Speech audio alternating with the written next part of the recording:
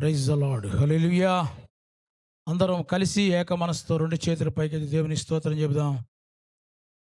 హల్లెలూయా.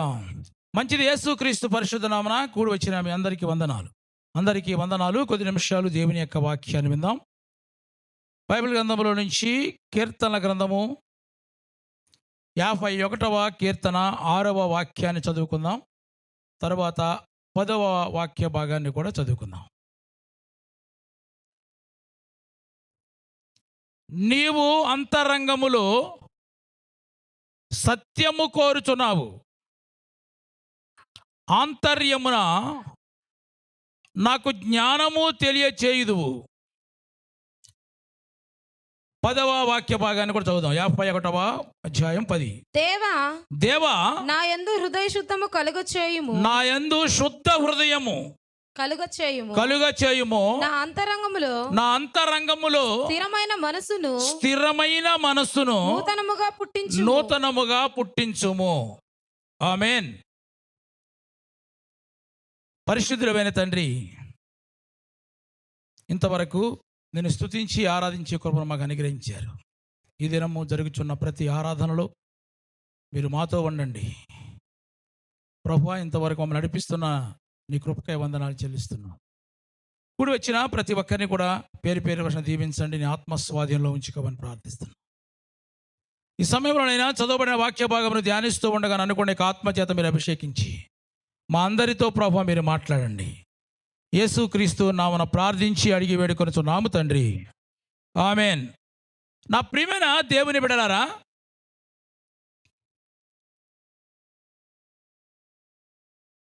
ఈ ప్రార్థన కీర్తనాకారుడైన దావీదు చేసిన ప్రార్థన. ఏ సందర్భములో చేశాడంటే గనక,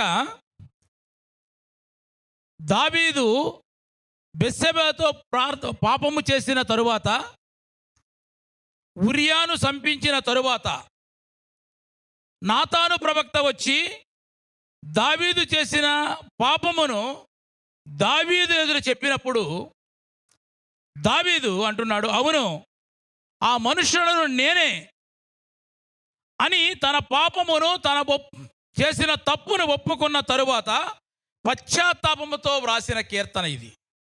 హల్లెలూయా. అంటే ఇది ఒక మారు మనస్సు కలిగి వ్రాసిన కీర్తన ఇది.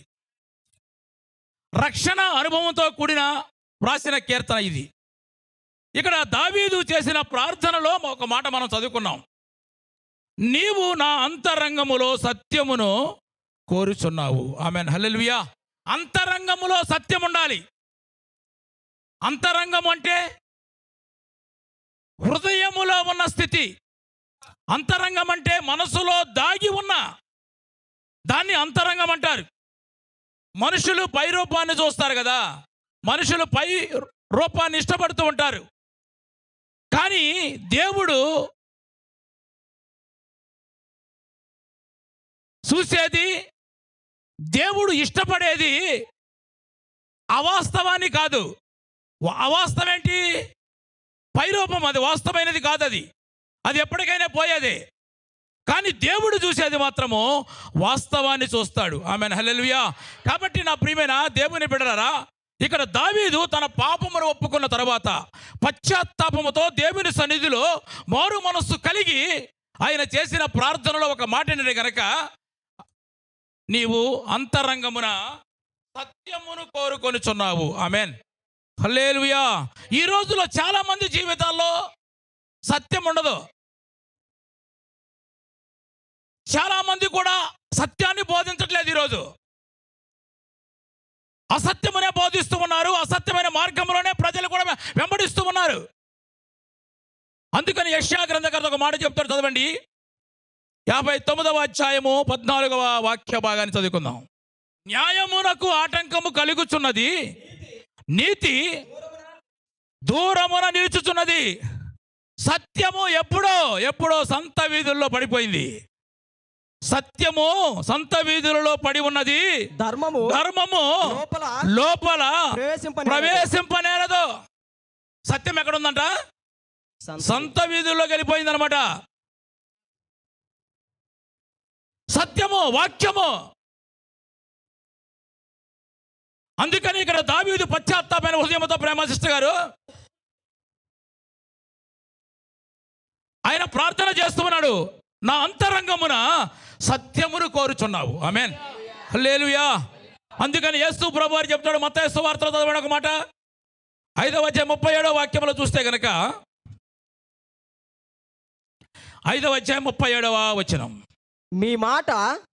మీ మాట అవునంటే అవును, అవునంటే అవును, కాదంటే కాదంటే కాదు. జాగ్రత్తగా వినాలి. మీ మాట అవునంటే అవును చెప్పాలి, ఏదైనా సరే. కాదంటే కాదు.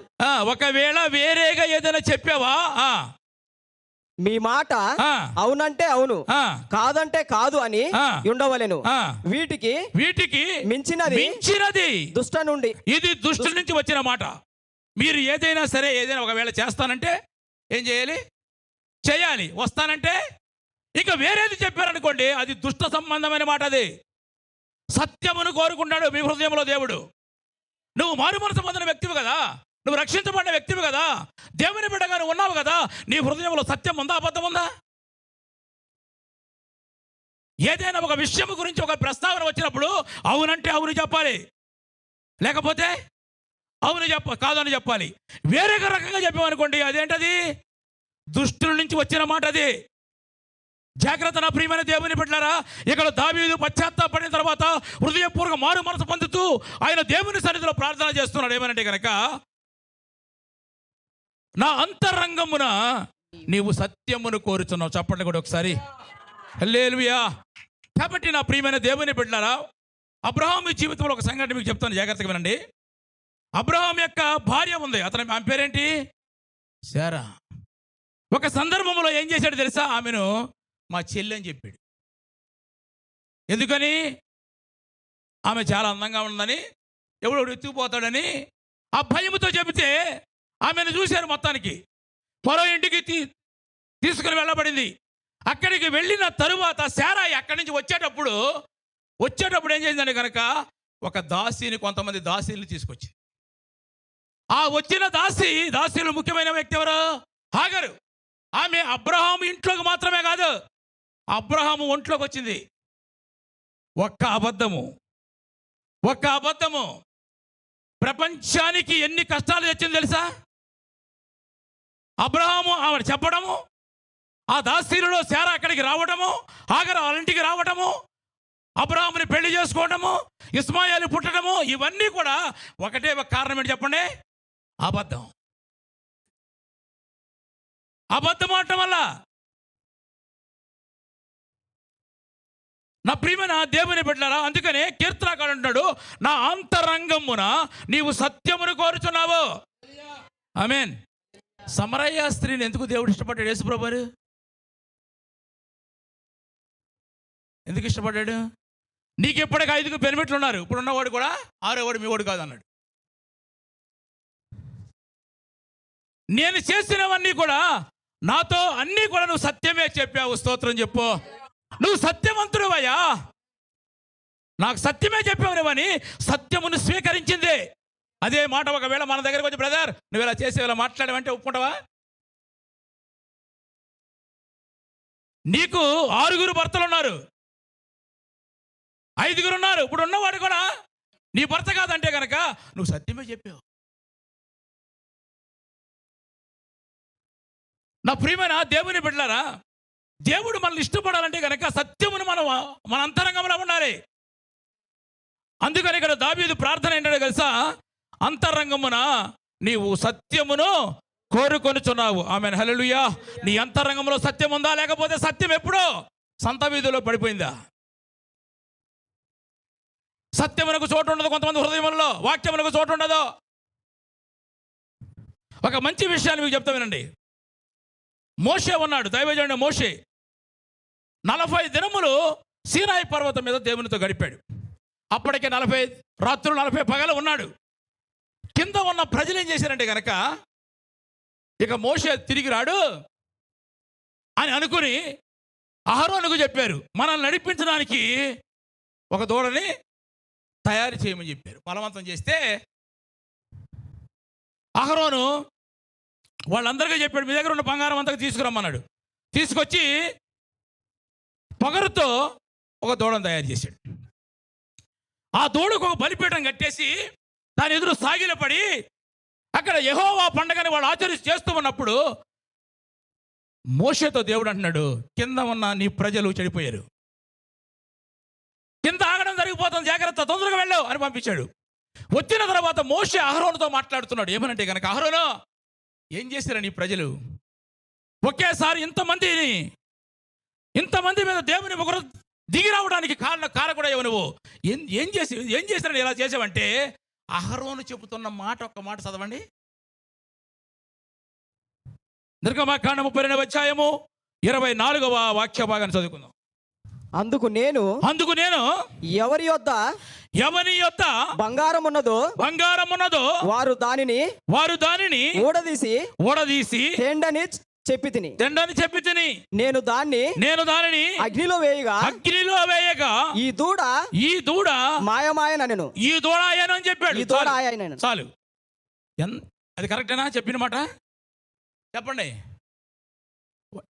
బంగారం అంతా తీసుకురమ్మనంట. తీసుకొచ్చిన తర్వాత అగ్నిలో వేసాడంట. ఏంగానే ఇది నిజమా? మోషే ఎవరు? 40 దినములు దేవుని దగ్గర ముఖాముఖిగా మాట్లాడి దిగి వచ్చిన వ్యక్తి. మోషే ఎవరు? దేవుని ప్రత్యక్షత కలిగిన వాడు, ఒక ప్రతిష్టత కలిగిన దైవజనుడు. అతనితో ఒక అబద్ధం ఆడుతున్నాడు. అయ్యా, వాళ్ళు బలవంతం చేశారు, నడిపించడానికి నాయకుడు కావాలని మీ దగ్గర ఉన్న బంగారం తీసుకొచ్చి తీసుకురమ్మని చెప్పాను, నా దగ్గర పొగరుందని మాట చెప్పట్లా. అగ్గిలో వేసాడంట. ఎట్టయిపోద్దండి? మీరేంటి అగ్గిల్లో? ఆయన దగ్గర ఏముంది? పొగరుంది, అచ్చుంది అనమాట. ఎందుకు? ఆయన ఐగుప్తు నుంచి వచ్చిన అజెంది తెచ్చుకున్నాడు. ఆయన దైవజనుడితోనే ఉంటున్నాడు. అది అవసరం ఆయనకి. మళ్ళీ పైగా చెప్తున్నాడంట. ఏం చెప్తున్నాడు? అంత అబద్ధమే. నిజంగా అమాయకుడైనా లేకపోతే పాస్టర్ గారు లేకపోతే విశ్వాసి చెప్పిన మాటలు నమ్మేస్తారు. ఇక్కడ మోషే కనిపెట్టలేకపోయాడు. నిజమే అనుకున్నాడు. కానీ నీ అంతరంగమును చూస్తున్న దేవుడు ఒకడు ఉన్నాడు. నీవు అబద్ధం ఆడుతున్నావో, సత్యము ప్రకారంగా నువ్వు బ్రతుకుతున్నావో దేవునికి తెలుసు. ఒక దైవజనుడిని కూడా మోసం చేసేచ్చాడు. అయ్యా, మరి బలవంతం చేశారు, మరి నేను మాత్రమే నువ్వు రావనుకున్నావు, 40 రోజులు అయిపోయింది కదా, నా దగ్గర పొగరుంది, ఈ అచ్చుతో దూడను తయారు చేశానని చెప్పొచ్చు కదా. నేను బంగారం తీసుకురమ్మని తీసుకొచ్చాము, అగ్గిని లేచిన దూడ అయిపోయింది అన్నాడు. ఎంత అబద్ధం అండి! అంతరంగంలో సత్యం ఉంటే అలా మాట్లాడతారా? అంతరంగంలో వాక్యం ఉంటే అలా మాట్లాడతారా? మీరు వాక్యం అంటే భయం ఉంటే అలా మాట్లాడతారా? దాని పర్యవసానం ఏమైందో తెలుసా? ఎప్పుడైనా సరే నువ్వు ఏది దేవునికి వ్యతిరేకంగా ఏది చేసినా, అబద్ధం ఆడినా, సత్యం ప్రకారంగా బ్రతకకపోయినా వెంటనే శిక్ష రాదు. గుర్తుపెట్టుకోండి, రాదు. దాని పర్యవసానము తర్వాత 4 కుమారులు చనిపోయారు. 4 కుమారులు. నేను భలే పాస్టర్ గారు మోసం చేశాను, నేను నమ్మించాను, నా మాట నమ్మేశాడు అని నువ్వు అనుకోవచ్చు. నీ అంతరంగంలో చూసే దేవుడు అక్కడ ఉన్నాడు. ఆయన ఏమో కోరుకున్నాడు? నీ బలి అక్కర్లేదు, నీ అర్పణ అక్కర్లేదు. ఆయన కోరుకునేదని చెప్పండి, సత్యమును కోరుకుంటాడు. చెప్పండి, కూడా దేవుని స్తోత్రం చెప్పు. నీవు ఇన్ని సంవత్సరములుగా వాక్యం వింటూ నీ అంతరంగంలో సత్యము లేకపోతే నువ్వు మోసము చేయొచ్చు, ఎవరినైనా మోసం చేయొచ్చు. అహరోను చెప్పిన ప్రతి మాట కూడా మోషే నమ్మేశాడు. కానీ దేవుడు మన అంతరంగమును చూసేవాడు. నీ అంతరంగంలో దాగి ఉన్న ప్రతి ఆలోచన వెలికి తీసేవాడు ఆయన. నీవు ఇక్కడ కూర్చుని నువ్వు ఏం ఆలోచిస్తున్నావో ఆయనకు తెలుసు. నువ్వు మారు మనసు పొందావు కదా, రక్షించబడ్డావు కదా, బాప్తిసం తీసుకున్నావు కదా. బెత్షెబాతో పాపము చేసిన తర్వాత, ఉరియాను చంపివేసిన తర్వాత నాతాను ప్రవక్త వచ్చి అతని పాపమును గుర్తు చేస్తే, ఆ మనుషుడు నేనే ఒప్పుకున్న తరువాత అతడు చేస్తున్న ప్రార్థన ఇది. సత్యము కావాలి మనకి. సత్యం ప్రకారంగా వాక్యానుసారంగా మనం జీవించాలి. ఎందుకు తెలుసా? వాక్యము లేకపోతే సత్యము మనల్ని స్వతంత్రులుగా చేస్తుంది. నువ్వు నిజంగా వాక్యానికి ప్రకారంగా వెళితే గనక నీకు ఏమి ఆలోచించ అవసరం ఉండదు. ఇక నీకు అది స్వతంత్రులుగా చేస్తుంది అన్నమాట. యోహాను సువార్త 8వ అధ్యాయం 31వ వాక్యం. కాబట్టి ఆ, యేసు ఆ, తనను నమ్మిన యూదులతో ఆ, మీరు ఉమ్, నా వాక్యమందు ఆ, నిలిచిన వారైతే ఆ, నిజముగా ఆ. నాకు శిశువులయుండి నా వాక్యమందు మీరు నిజంగా నిలిచి ఉంటే గనక మీరు నాకు శిష్యులుగా ఉంటారు. ఆ సత్యము మిమ్మల్ని స్వతంత్రులుగా చేస్తుంది. హల్లెలూయా. వాక్యం మీద ఆధారపడి బ్రతికే వాళ్ళు, వాక్యం అనుసరించి బ్రతికే వాళ్ళు నిజంగా స్వతంత్రంగా బ్రతకగలుగుతారు. లేకపోతే తర్వాత ఏం చెప్తారు? ఒకవేళ సత్యమే సంత వీధుల్లో పడిపోయిందేమో ఒకసారి ఆలోచన చేయండి. న్యాయమునకు ఒక చోటు లేదు, సత్యం ఎప్పుడో సంత వీధుల్లోకి వెళ్ళిపోయిందని చెప్తున్నాడు. కాబట్టి నీ మాట అవునంటే అంతే, కాదంటే వేరొకటి చెప్పావా, అది ఇది అని చెప్పావనుకో, అది ఎక్కడి నుంచి వచ్చిన మాట? అది నీ హృదయంలో వాక్యం ఉంటే అలా మాట్లాడరు, సత్యం ఉంటే అలా మాట్లాడడం. మనము సత్యం మనల్ని స్వతంత్రులుగా చేస్తుంది. కాబట్టి నా ప్రియమైన దేవుని బిడ్డలారా, సత్యము మన హృదయములో ఉంటే గనక ఏం జరుగుతుందో కింద చెప్తాడు. 51వ కీర్తన 10వ వాక్యంలో చూస్తే గనక, దేవా నా యందు శుద్ధ హృదయము కలుగచేయుము, దేవా నా యందు శుద్ధ హృదయము కలిగచేయుము, నా అంతరంగములో స్థిరమైన మనసు నూతనముగా పుట్టించుము. ఆమేన్, హల్లెలూయా. ఇప్పుడు సత్యము నీ హృదయములో ఉంటే గనక, జాగ్రత్తగా వినండి ఇక్కడ, వాక్యము నీ హృదయములో ఉంటే గనక మనము స్థిరమైన మనస్సు కలిగి ఉంటాం. వాక్యము నీ హృదయంలో లేకపోతే అటు ఇటు కొట్టుకుపోతాం. గంటకొక మనసు, రోజుకొక మనసు, పూటకొక మనసు. ఎప్పుడు వస్తుంది చెప్పండి? అది సత్యములో నిలిచి ఉండకపోతే. సత్యమే నీ హృదయంలో ఉంటే గనక ప్రియమైన దేవుని బిడ్డలారా, కొంతమందికి ఎందుకు స్థిరమైన మనసు ఉండదంటే గనక సత్యం వాళ్ళ హృదయంలో ఉండదు. ఎవరు ఏది చెప్తే అటు. ఇక్కడ వాక్యం వింటారు, బయటికి వెళ్తే ఒక మనసు. ఇక్కడ సేవకులతో కలిసి ఉంటారు, బయటికి వెళ్తే ఒక మనసు. సంఘములో ఉంటారు, బయటికి వెళ్ళగానే ఒక మనసు. గాలికి చెదరగొట్టు పొట్టి వాళ్ళు ఎగిరిపోకూడదు. మనము నువ్వు ఒక్కసారి మారు మనసు పొందే, బాప్తిసం పొందుకున్న, సంఘంలో చేర్చబడ్డావు నువ్వు. ఇక్కడ దావీదులు అనగానే ప్రియమైన దేవుని, నేను సత్యమును కోరుకొనుచున్నావు అన్నాడు. సత్యము తన హృదయములో ఉంటే గనక మనము స్థిరమైన మనస్సు కలిగి ఉండగలుగుతాం. ఆమేన్, హల్లెలూయా. నీ మనసు నీ మనసుకు ఎటువంటి ఆటుపోట్లు వచ్చినప్పటికీ కూడా, నీ మనసు దగ్గరికి ఒకవేళ పాపము చేసే అవకాశం వచ్చినప్పటికీ కూడా, నువ్వు నిజంగా సత్యములో నిలబడిన వ్యక్తివి అయితే గనక, వాక్యానుసారంగా జీవించే వ్యక్తివి అయితే గనక నీ మనసు స్థిరంగా ఉంటుంది. లేకపోతే ఇక్కడ వాక్యం అన్నప్పుడు ఒక రకంగా, బయటికి వెళ్ళగానే మరొక మనసు. ఇక్కడ సేవకుడితో మాట్లాడినప్పుడు ఒక మనసు, బయటికి వెళ్ళినప్పుడు ఒక మనసు. సంఘములో ఉన్నప్పుడు ఒక మనసు, బయటికి ప్రజలతో వెళ్ళినప్పుడు ఒక మనసు. అది స్థిరమైన మనసు కాదు. అది స్థిరమైన మనసు నీకు ఎందుకు లేదు అంటే కనుక నువ్వు సత్యములో నువ్వు నిలిచి ఉండలేదు. సత్యముని ఎప్పుడో నువ్వు సంత వీధులు అమ్మేశావు. ఒకసారి మనం ఆలోచన చేయాలి. నేను సత్యం ప్రకారంగానే జీవిస్తున్నాను అనుకుంటే కనుక నీ అంతరంగంలో ఏముందని తెలుసు. నీ మాట అవునంటే అవునవ్వాలి, అంతే. ఈ ఎక్స్ట్రా నువ్వు ఏమైనా చెప్పాలి, కథలు చెప్తున్నావంటే కనుక అది ఖచ్చితంగా దుష్ట సంబంధమైన మాటే. నా ప్రియమైన దేవుని బిడ్డలారా, దావీదుకు ఒక శోధన వచ్చింది. బెత్షెబతో పాపం చేశాడు కదా. బెత్షెబతో పాపం చేసిన ఒక తీర్మానానికి వచ్చాడు. ఏమని? నా అంతరంగంలో సత్యం కావాలయ్యా, నా మనసు చెడిపోయింది, నా మనసును బాగు చేయి, నా మనసును బాగు చేస్తే కనుక నేను స్థిరమైన మనసు కలిగి ఉంటానని ప్రార్థన చేసిన తర్వాత ఆయనకు ఒక శోధన వచ్చింది. ఆయనకి ఏమైనా శోధన వచ్చిందంటే అందరికీ తెలిసిందంటే కనుక దావీదు ఖచ్చితంగా స్త్రీ విషయంలో బలహీనుడు అవుతాడు అని బెత్షెబతో పాపము చేసిన తర్వాత అందరికీ అర్థమైందనమాట. అనేసి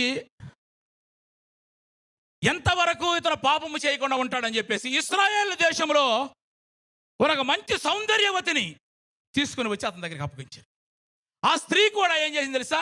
తన్ను తానే దావీదు చరణ్, బలవంతం ఏమి లేదు, అసలు పాపము చేయకుండా ఉంటాడు లేదా? స్థిరమైన మనసు కలిగి చేయమని ప్రార్థన చేశాడు కదా, అంతరంగంలో సత్యం ఉండాలని ప్రార్థన చేశాడు కదా, అసలు ఉంటాడా లేదా అని తీసుకొచ్చి ఒక స్త్రీని, అందమైన స్త్రీని తీసుకొచ్చి అప్పగిస్తే, చదవండి రాజుల మొదటి గ్రంథము మొదటి అధ్యాయము 4వ వాక్య భాగాన్ని చదువుకుందాం.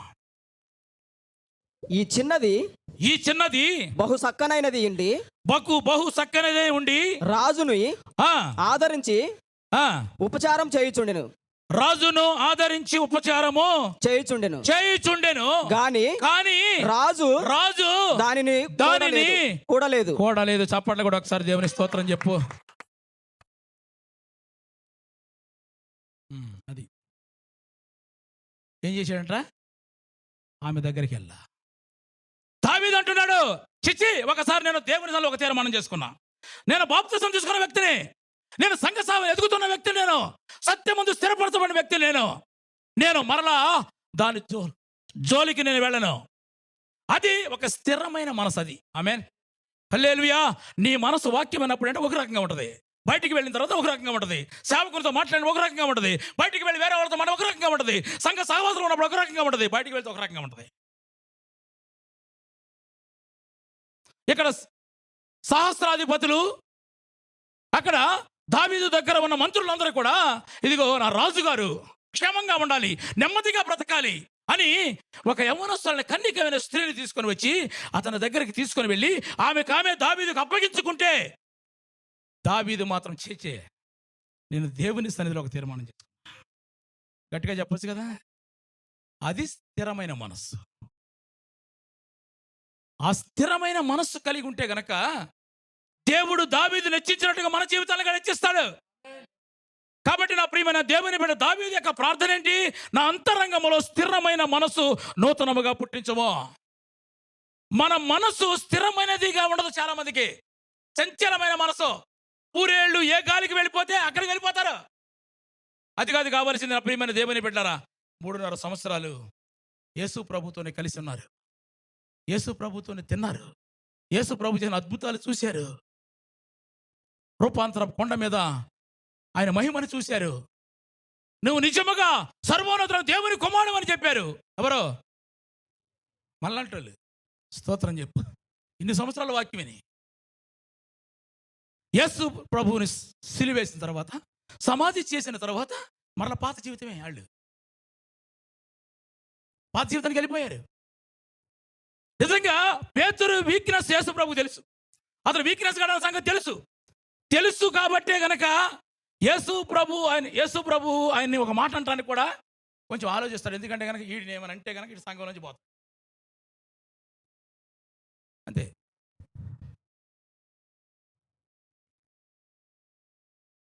అవసరమైతే పేతురు గారు ఏం చేస్తాడు? కత్తి తీస్తాడు, వరలో నుంచి చెవి నరుగుతాడు. అసలు పేతురు గారు యేసు ప్రభువుని వెంబడించినప్పుడు వాడి దగ్గర కత్తి ఎందుకండి? నేను సేవకుడిని, నా దగ్గర ఏముండాలి? 4 బాంబులు. వాళ్ళు కత్తిలు వేసుకుంటే ఎట్టుంటుంది? పేతురుతో అంటున్నాడు, నీ వరలో నుంచి కత్తి వరలో పెట్టుకోనాడే కానీ కత్తి పారేయమని చెప్పరా. అంత ధైర్యం వేసి ప్రభు. ఎందుకంటే ఇన్ని గట్టిగా ఏదనంటే కానీ వాడి మారు మనసు రావాలి. వరలో పెట్టుకోమన్నాడే కానీ పారేరా అల్లా. వరలో కత్తి వరలోనే ఉంది. ఆహారోను దాచుకున్న పొగరు ఆహారోను దగ్గరే ఉంది. ఆహారోను వాళ్ళందరూ కూడా, ఇశ్రాయేలు ప్రజలందరూ కూడా బలవంతము చేసి దూడను తయారు చేయమన్నప్పుడు ఆ పొగరే లేకపోతే గనక ఆ దూడ తయారు చేసేవాడు కాదు. ఆలోచిద్దాం ప్రియమైన దేవుని బిడ్డరా. ఎందుకు మన దగ్గర అది ఆ పొగర ఆయన దగ్గర ఎందుకు? ఇక్కడ పేతురు గారు యేసు ప్రభుని వెంబడిస్తున్నాడు కదా, ఆయన దగ్గర కత్తి ఎందుకండి? నువ్వు యేసు ప్రభుని వెంబడిస్తున్నావు కదా, మనం అందరం కూడా. మనకెందుకు స్థిరమైన మనసు లేదు? నీ హృదయములో సత్యవాక్యం ఇంకా నిలబడట్లేదు. దాన్ని నువ్వు అమ్మివేసే ఒకసారి నువ్వు ఆలోచన చేయి. స్థిరమైన మనసు లేదు. పేతురు గారు నిజంగా మరలా పాత జీవితానికి వెళ్ళి వల వేసాడంటే అర్థం ఏంటి? నాకు అనుమానం ఏంటంటే వీడు వచ్చేటప్పుడే ఆ వలను దాసొచ్చుంటాడు. మీకు అర్థమైందా? యేసు ప్రభుని వెంబడించడానికి వచ్చేటప్పుడే వలలు విడిచిపెట్టారనే పేరే కానీ వలను దాసొచ్చుంటాడు. లేకపోతే అన్ని వల ఎక్కడ దొరికింది అడిగి చెప్పండి.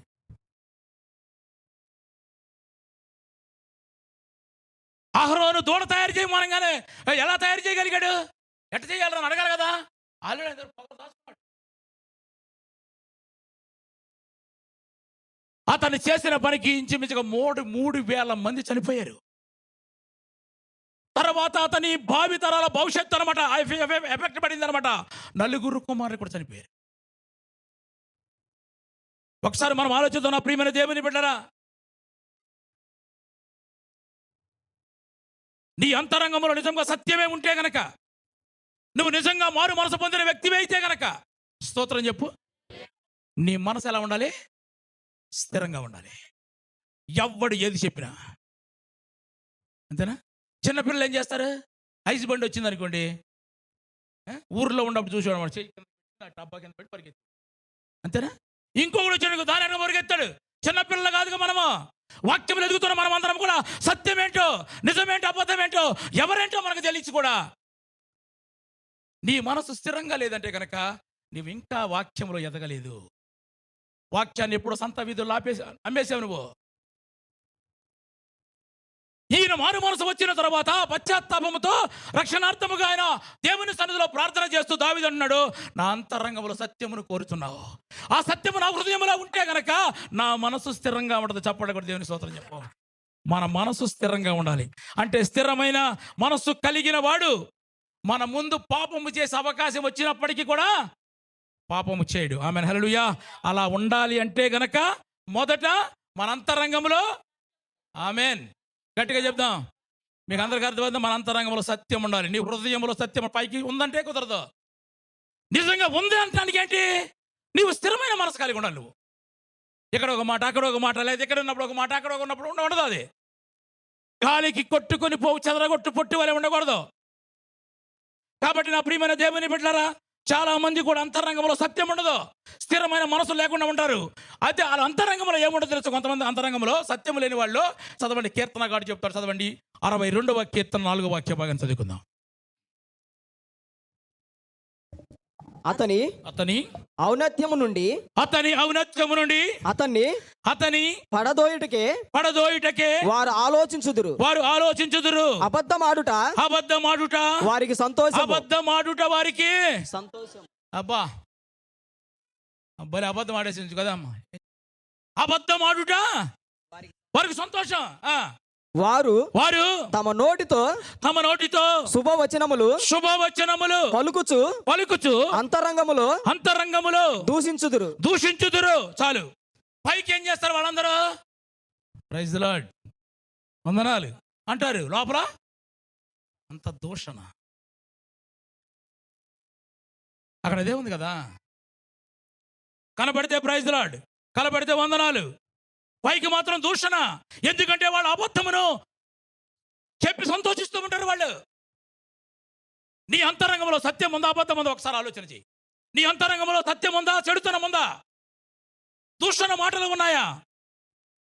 ఆ సంగతి ఒకవేళ నీకు చెబుతున్న వారు గ్రహించలేకపోవచ్చు, నీకు వాక్యము చెబుతున్న పాస్టర్ గారు కూడా గ్రహించలేకపోవచ్చు. కానీ అంతరంగమును చూసే దేవుడు ఒకడు ఉన్నాడు. ఆయన చేతిలో పడ్డ భయంకరమ జాగ్రత్త. ఎప్పటికీ ఆయన వదిలిపెట్టేవాడు కాదు, వదిలిపెట్టడు కూడా, వదిలిపెట్టడు ఎవరినైనా సరే.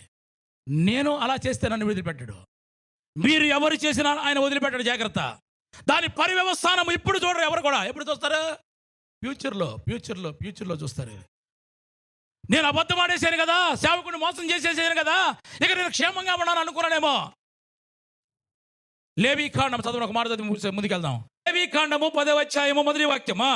నాదాబు అబీహులు తమ ధూపార్తులను తీసుకొని వాటిలో నిప్పులుంచి వాటి మీద ధూప ద్రవ్యము వేసి యెహోవా తమకు ఆజ్ఞాపింపని వేరొక అగ్నిని ఆయన సన్నిధికి తేగా యెహోవా సన్నిధి నుండి అగ్ని బయలుదేరి వారిని కాల్చివేసింది. ఎవరిని? వెంటనే జరిగితే బాగోదు, వెంటనే జరగదు. ఏది కూడా గుర్తుపెట్టుకోండి. నేను తప్పించుకున్నాను, అబద్ధం ఆడాను, మోసం చేశాను, అబ్బా 40 రోజులు దేవునితో గడిపిన మోషే నేను మోసం చేశాను అనుకున్నాడు అహరోను.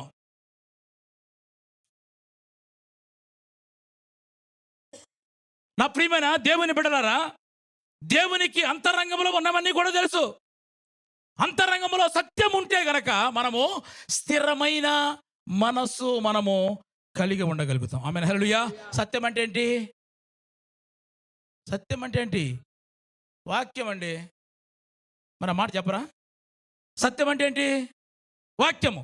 అంటే వాక్యము దగ్గరికి, ఇప్పుడు సత్యం అంటే సత్యము అంటే వాక్యం అర్థం లాంటిది కదా. అర్థం దగ్గరికి వెళ్తే కనుక మన నిజ స్వరూపం ఎలాగో మనకు తెలిసిపోతుంది.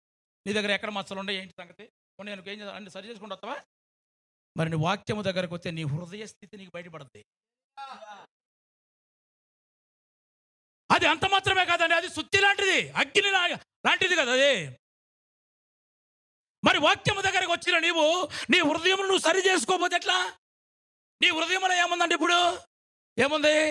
చెడుతనం ఉంది, సత్యము లేదు. అదే 55వ కీర్తన 15వ వాక్యంలో చెప్తాడు, చదవండి. అక్కడ ఏముందో చెప్తాడు? వారికి అకస్మాత్తుగా వారికి మరణం అకస్మాత్తుగా వచ్చును గాక, వారికి మరణం అకస్మాత్తుగా వచ్చును గాక, సజీవులు గాని వారు పాతాళమునకు దిగిపోవుదురు గాక. చెడుతనము వారి నివాసములలోను వారి అంతరంగమందు ఉన్నదంట. ఏముందంట? చెడుతనం. అక్కడేముంది? దూషణ. పైకి మంచి మనకి ప్రైజ్లాడు చెప్తారు, కానీ లోపలంతా కూడా దూషణ. ఇక్కడ చెడుతనం ఉంది అంతరంగంలో. కానీ అంతరంగంలో ఏముండాలి? సత్యం ఉండాలి. సత్యం ఉంటే ఏం జరుగుద్ది? స్థిరమైన మనసు కలిగి ఉండగలుగుతాం మనము. ఆమేన్, హల్లెలూయా. అందుకే ఇక్కడ దావీదు పశ్చాత్తాపడుతూ తాను పాపము చేసిన తరువాత ప్రవక్త వచ్చి హెచ్చరించిన తరువాత, ప్రభువా నా అంతరంగంలో సత్యమును కోరుతున్నావు. సత్యము నా అంతరంగంలో ఉంటే గనక నేను స్థిరమైన మనసు కలిగి ఉంటా. చప్పటి కూడా దేవుని స్తోత్రం చెప్పు. హల్లెలూయా. కాబట్టి నా ప్రియమైన దేవుని బిడ్డలారా, నీ అంతరంగంలో దుష్టత్వం ఉందా, దూషణ ఉందా, చెడుతనం ఉందా, సత్యం ఉందా? లేకపోతే సత్యం ఎప్పుడో సంత విధులు అమ్మేసావు. సత్యము మనల్ని స్వతంత్రులుగా చేస్తుంది. నీవు ఈరోజు అబద్ధం ఆడితే దాని ఎఫెక్ట్ ఇప్పుడేం పడదు. అలా పడితే వెంటనే మారిపోతారు అందరూ. భావితరాల భవిష్యత్తు దాని ఎఫెక్ట్ అప్పుడు చూపించింది అహరోనుకి. అహరోను అనుకున్నాడు, అబ్బా ప్రతిష్ఠించబడిన దైవజనుడిని, అభిషేకించబడిన దైవజనుడిని కూడా నేను మోసం చేశాను కదా అనుకున్నాడు. అయ్యా వాళ్ళు దూడను తయారు చేయమన్నారు, బలవంతం చేశారు, కాబట్టి బంగారం అంతా తీసుకురమ్మని తీసుకొచ్చారు. నా దగ్గర పొగరుంది ఆల్రెడీ. ఆ మాట చెప్పట్లా, పొగరన్న మాట తీసేసి అగ్నిలో ఇమ్మేసి అయిపోద్ది. మీ బంగారం అంతా తీసి అగ్నిలో వేసేయండి, ఏం కావాలి మీకంటే అది అవుద్దా? ఎంత అబద్ధం! ప్రతిష్ఠుడైన మోసే దగ్గర అహరోను అబద్ధం ఆడిన మాటకు చివరికి ఎంత నష్టపోయాడో ఆయనకు తెలుసు. కాబట్టి నీ అంతరంగములో దూషణను విడిచిపెట్టాలి, నీ అంతరంగంలో చెడుతనం విడిచిపెట్టాలి, నీ అంతరంగంలో సత్యమును కోరుకోవాలి. హల్లెలూయా, హల్లెలూయా. సత్యమును కోరుకుంటే ఏం జరుగుతుంది? స్థిరమైన మనసు ఉంటుంది. లేకపోతే గనక ఇక్కడ ఉన్నప్పుడు ఒక మనసు, బయటికి వెళ్ళినాక ఒక వాక్యం విన్నప్పుడు ఒక మనసు, బయటికి వెళ్ళిన తర్వాత సేవకునితో ఉన్నప్పుడు ఒక మనసు, బయటికి వెళ్ళిన తర్వాత చెప్పండి ఆ మాట కూడా ఉంటుంది. అది సత్యము మన స్వతంత్రులుగా చేసావు. సత్యము వాక్యము నీకు తెలిసిన తర్వాత ఎవరికి భయపడే అవసరం లేదు. సత్యము నేను సంపూర్ణంగా చేస్తుంది. ఇప్పుడు దావీదు ఇలాగే సత్యములోనే బ్రతికాడు కదండి. తర్వాత బెత్షెబతో పాపం చేయకముందు ఒక స్టేజ్ అనుకోండి, పాపం చేసి పశ్చాత్తాపడిన తర్వాత 51వ కీర్తన రాసిన తర్వాత ఆయన మనసు స్థిరపడిన తర్వాత ఆయన ఒక మంచి సాక్ష్యం చెప్తున్నాడు. చదవండి, ముగిస్తాను ఈ మాట చదువుకుని. 37వ కీర్తన 25వ వాక్య భాగాన్ని చదువుకుందాం.